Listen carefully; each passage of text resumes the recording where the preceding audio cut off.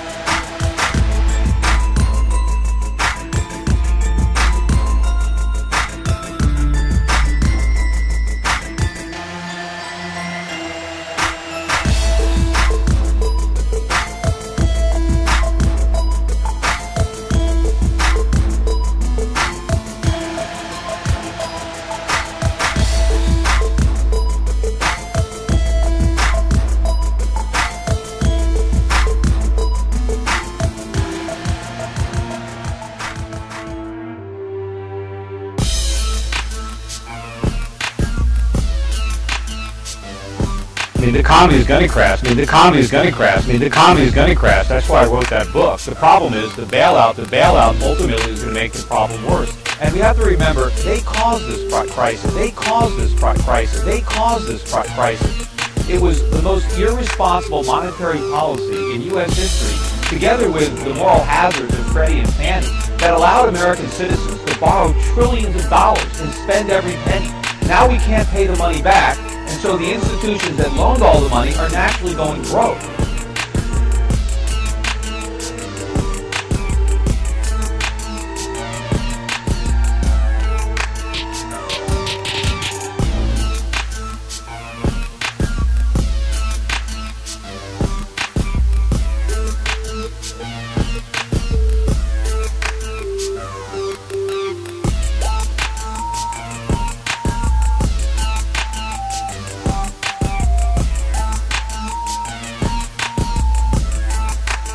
We have before us the opportunity to forge for ourselves and for future generations a new world order.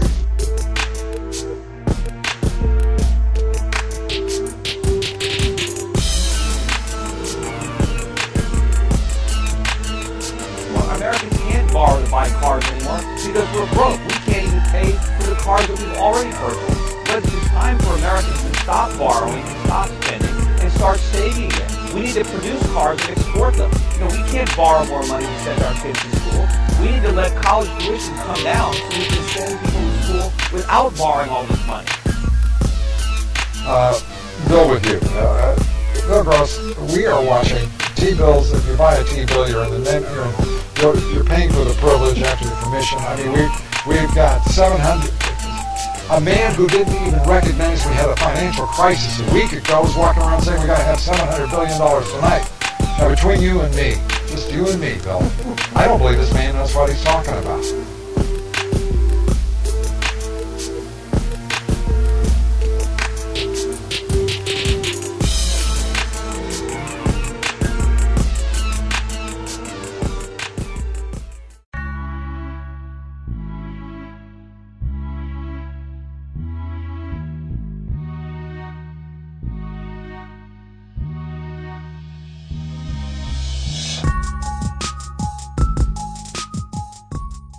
The small group of people grew as it made its way through the city tonight. With each block, more demonstrators joined the march. They were protesting everything G20.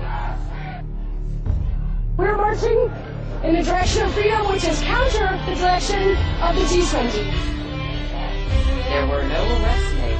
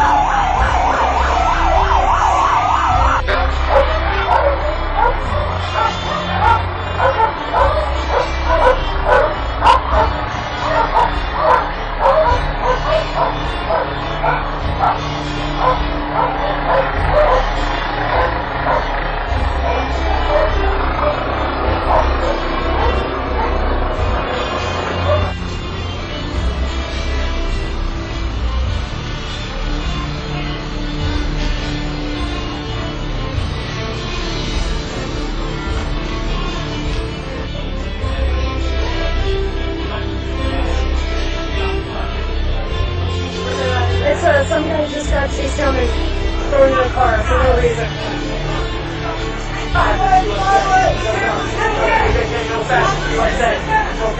No KKK, no fascist USA. Stop. Why are you doing that? What did he do? Why are you doing that? Ask yourselves why. Why?